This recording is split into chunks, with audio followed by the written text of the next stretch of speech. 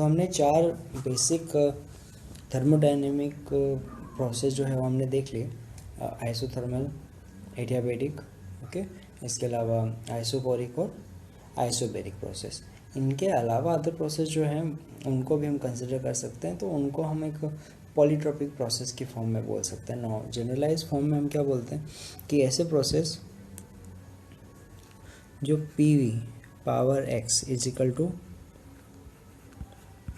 Constant, okay, अगर उनका process equation जो है वो इस फॉर्म में आता है तो उन्हें पॉलीट्रोपिक प्रोसेस की कंडीशन में लगता है। यहाँ पर एडियाबैटिक से थोड़ा अलग है कि यहाँ पर गामा नहीं है, यहाँ पे एडियाबैटिक कांस्टेंट की जगह x है, तो ये कोई और वैल्यू भी हो सकती है।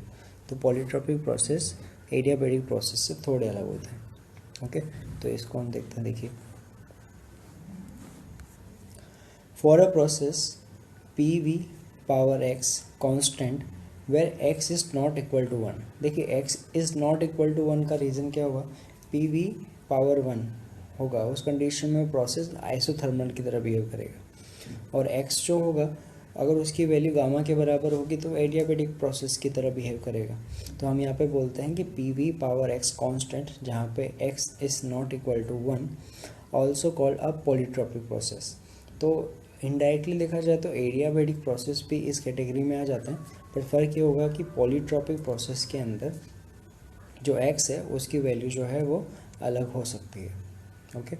तो यहाँ पे अगर वर्क डन की बात की जाए in case of polytropic process, तो वहाँ पे फॉर्मूला हमारे पास होगा P1 P2 V2 minus P1 V1 upon 1 minus x।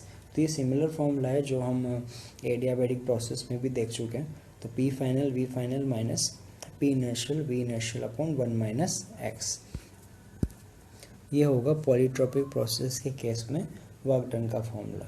हाँ, P final V final minus P initial V inertial को हम NR डेल्टा T भी लिख सकते हैं, तो ये दूसरा फॉर्मूला हो गया, ओके। अच्छा, इसमें पॉलीट्रोपिक प्रोसेस के अंदर अगर हम हीट सप्लाई की बात करें तो उसके लिए हमें रिक्वायर्ड होगा मोलर हीट कैपेसिटी। तो delta Q is equal to NCV delta T होता है। तो अगर हमें इन प्रोसेस के लिए स्पेसिफिक मोलर हीट कैपेसिटी पता हो तो हम इन प्रोसेस में हीट सप्लाई फाइंड कर सकते हैं। तो उसके लिए मोलर हीट कैपेसिटी के लिए फॉर्मूला देख लेते हैं। देखिए, delta Q is equal to होता है delta U plus delta work done, okay. तो डेल्टा Q जो है उसको हम लिख सकते हैं NC डेल्टा T, ओके। यहाँ पे C जो है उसकी मोलर हीट कैपेसिटी होगी, delta U NCV delta T, okay, plus work done. तो वर्क डन के लिए हम लिख सकते हैं यहाँ से NR delta T upon 1 minus x। अब देखिए दोनों तरफ n डेल्टा T जो है वो कांस्टेंट है, तो यहाँ से हमारे पास रिलेशन आ जाएगा C is equal to CV plus, okay, R upon 1 minus x। तो इस केस में मोलर हीट कैपेसिटी का जो फॉर्मूला है पॉलीट्रोपिक प्रोसेस के केस में वो हम ये वाला यूज़ करेंगे, ओके।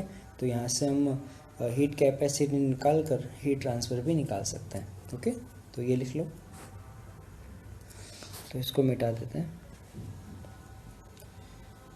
तो देखिए molar heat capacity C is equal to CV plus R upon 1 minus x, okay. अच्छा, उसमें आगे देखते हैं, अगर CV जो है उसको हम लिख सकते हैं R upon gamma minus 1, okay.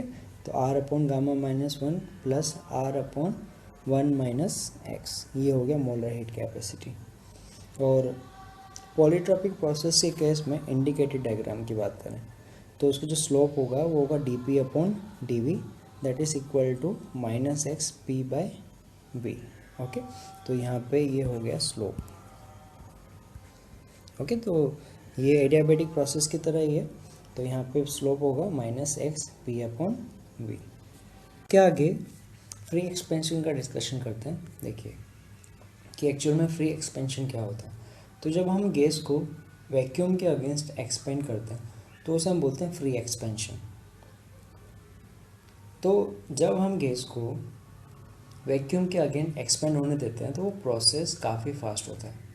तो जैसे हमने पहले डिस्कशन भी किया है कि अगर प्रोसेस काफ़ी फास्ट हो तो उसमें गैस को हीट ट्रांसफ़र हीट एक्सचेंज का टाइम नहीं मिलता, तो उस कंडीशन में जो प्रोसेस होता है उन्हें एडियाबेटिक कैटेगरी में रखते हैं। तो फ्री एक्सपेंशन जो होते हैं that is the gas is allowed to expand into vacuum, this happen quickly so there is no heat transfer. तो आपके पास यहाँ पर फ्री एक्सपेंशन में पहली जो चीज़ होगी डेल्टा क्यू ज़ीरो होगा। अच्छा, दूसरी बात, जब गैस वैक्यूम के अगेंस्ट एक्सपेंड होती है तो वहाँ पे किसी फोर्स के अगेंस्ट उससे कोई वर्क डन नहीं करना पड़ता, तो जो आपके पास फ्री एक्सपेंशन होता है उसमें गैस की वजह से जो वर्क डन होता है वो भी ज़ीरो होगा।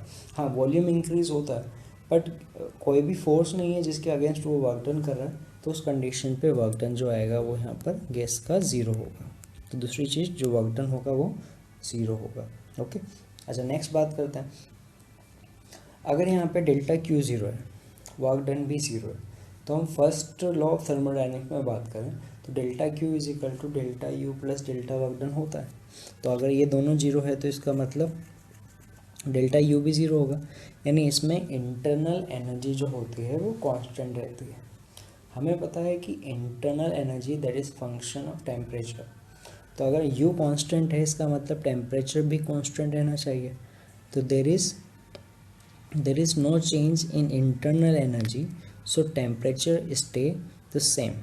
ओके, तो यहाँ पे हमें जो चीज़ें मिली क्या, delta Q zero, delta work done zero, delta U zero, यानी यू कांस्टेंट मिलेगा तो टेम्परेचर भी कांस्टेंट मिलेगा। यानी ऐसे प्रोसेस जिनमें टेम्परेचर कांस्टेंट है तो वहाँ पे P V is equal to constant consider कर सकते हैं। तो फ्री एक्सपेंशन में जो इक्वेशन हम लिखेंगे प्रोसेस इक्वेशन में, वो हम लिखेंगे ये जो आइसोथर्मल में होती है, P1 V1 is equal to P2 V2, या P initial V initial equal to P final V final. तो ये सारी चीज़ें जो हैं वो फ्री एक्सपेंशन में हमें याद रखनी है। Work done zero, heat supply zero, internal energy में चेंज ज़ीरो, टेम्परेचर कांस्टेंट, और इक्वेशन आएगी P V का प्रोडक्ट कांस्टेंट। ओके, तो इससे रिलेटेड फ्री एक्सपेंशन जो हमने देखा उससे रिलेटेड एक एग्जांपल है सिंपल सा। An insulated container is divided into two equal portions. One portion contain a ideal gas at pressure P and temperature T, while the other portion is perfect vacuum. Okay, if hole is open between the two portions find change in internal energy and temperature. यानी कुछ ऐसा एक container दिया हुआ है जिसमें बोला हुआ है कि वो दो इक्वल पार्ट में डिवाइडेड है। यहाँ पर जो प्रेशर और टेम्परेचर वॉल्यूम जो है वो दोनों जगह सेम ही है, और यहाँ पर प्रेशर टेम्परेचर कुछ दिया हुआ है, और ये बोला हुआ है ये है परफेक्ट वैक्यूम।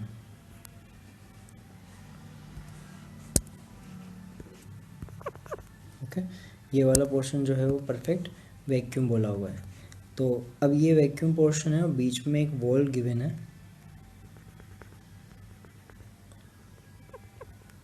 तो अब आपसे बोला है कि जब ये वॉल ओपन किया तो इंटरनल एनर्जी और टेम्परेचर में जो रिलेशन होगा वो क्या होगा।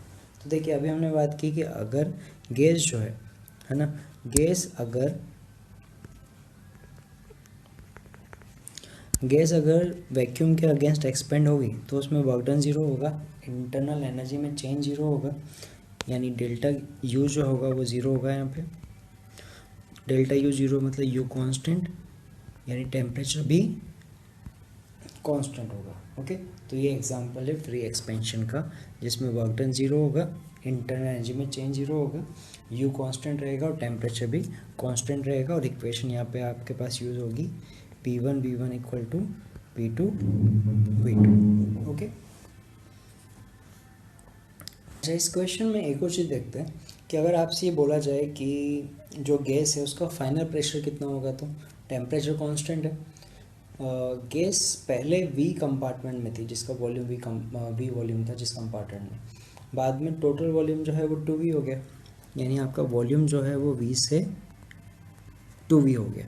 ओके, तो इनर्शियल प्रेशर जो था वो p था, तो फाइनल प्रेशर कितना होगा, तो उसको इस इक्वेशन में रख के निकाल सकते हैं। तो इक्वेशन क्या आएगा, P V is equal to P final, okay, और वॉल्यूम कितना हो गया 2v। तो यहाँ से सॉल्व करेंगे तो पी डैश हमें मिल जाएगा, वो मिलेगा p/2, यानी प्रेशर जो होगा वो हाफ हो जाएगा, वॉल्यूम जो है वो डबल हो जाएगा। ठीक है, वो हमने निकाला है इस इक्वेशन से। ठीक है,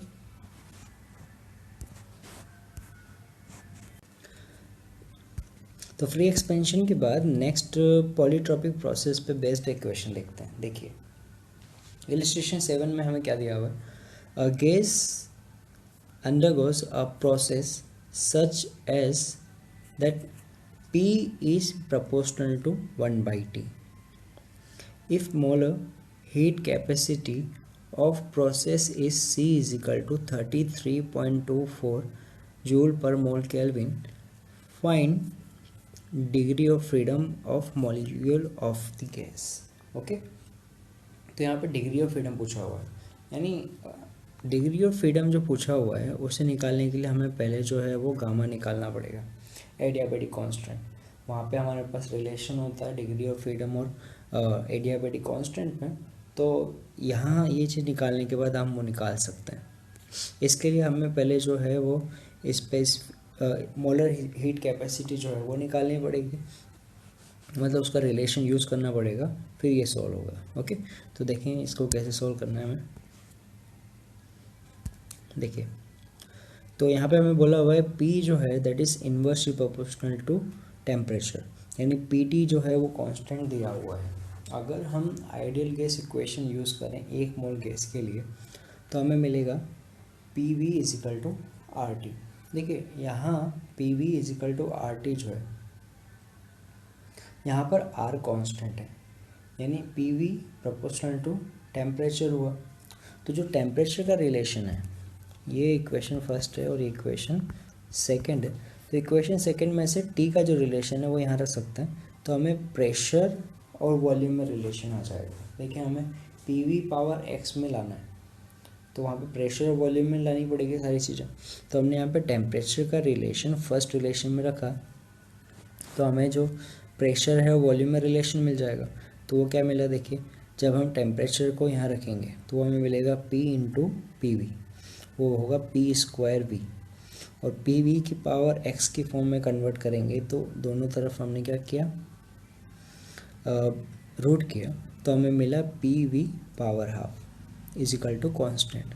तो अगर इसे हम कंपेयर करें PV की पावर x से तो हमें x की वैल्यू मिल जाएगी हाफ। तो इन process PV power x is equal to constant compare किया हमने, तो हमें मिला x is equal to half. Okay, ये हमें मिल गया x की वैल्यू। तो हमें अब हीट कैपेसिटी का जो फॉर्मूला पता है वो है C is equal to R upon gamma minus 1 plus R upon 1 minus x. Okay, x हमें पता है, R कांस्टेंट है, क्वेश्चन के अंदर C की वैल्यू गिवन है, हमें कैलकुलेट करके गामा की वैल्यू निकालनी है। तो देखिए यहाँ पे वैल्यू हमने पुट की, C is equal to R upon gamma minus 1 plus R upon 1 minus half. Okay, तो सॉल्व किया है यहाँ पे, तो ये हुआ R upon gamma minus 1 plus 2R। R यहाँ पे दोनों में कॉमन है, तो R को हमने बाहर निकाला, ये हमें अंदर मिला 1 अपॉन गामा माइनस 1 प्लस 2, और जो इस कैपेसिटी जो हमें दिया हुआ है वो बोला है 33.24। ओके, और R की वैल्यू जो है 8.31। ओके, तो इसको हम सॉल्व करते हैं।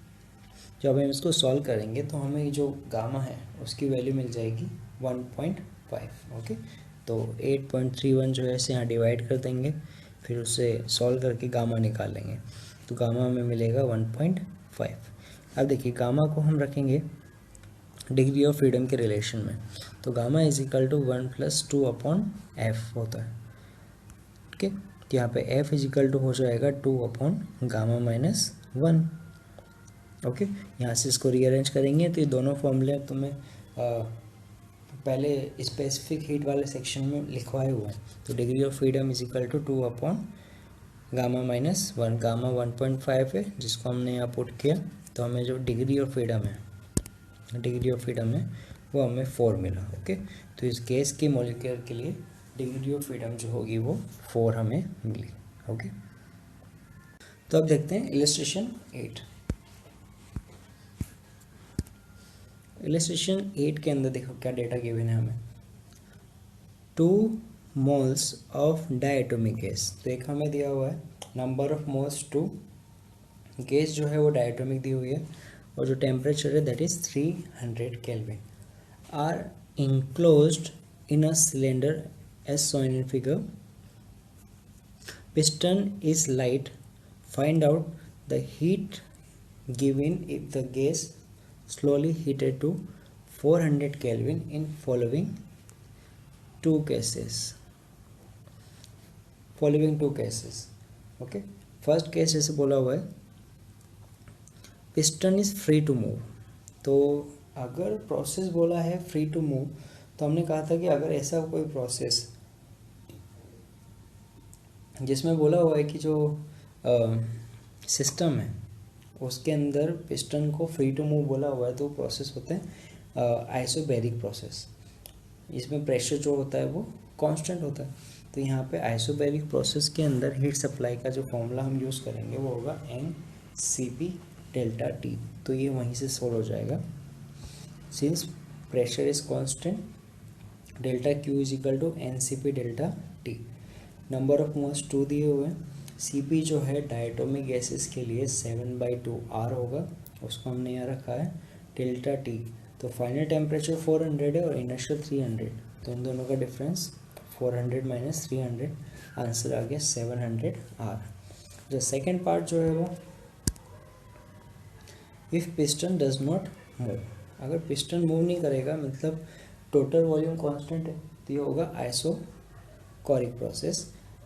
इसके लिए डेल्टा Q जो आएगा वो होगा delta Q is equal to NCV delta T, यानी ये होगा volume is constant, delta U is equal to NCV delta T। यहाँ पर CV जो डायटोमिक गैस के लिए होगा वो होगा 5/2 R इंटू 400 - 300, तो आंसर होगा 500 R। ये होगा कांस्टेंट वॉल्यूम के लिए। ओके, तो यहाँ पे जो क्वेश्चन है ज़रूरी नहीं कि उसमें बोला जाए कि प्रोसेस कौन सा है, कुछ आइडेंटिफिकेशंस दी जाती है क्वेश्चन के अंदर जिसको देखकर हम क्वेश्चन सॉल्व कर सकते हैं, है ना। बाकी इस प्रोसेस के अंदर अगर हम एडियाबेटिक कंसिडर करना चाहें तो वो भी कर सकते हैं कि अगर प्रोसेस काफ़ी फास्ट है तब तो हम वहाँ पर फॉर्मूला यूज़ कर सकते हैं। वर्क डन जैसे पूछा है तो वर्क डन के लिए फॉर्मूला आ जाएगा NR delta T upon gamma -1, तो वहाँ से वर्क डन आ जाएगा। और हीट इंटरनल एनर्जी में चेंज होगा तो वो हो जाएगा NCV डेल्टा T से। तो क्वेश्चन भी सॉल्व हो सकता है। बाकी जनरल आइडिया जो है वो यहाँ से हमें मिल जाता है। ओके।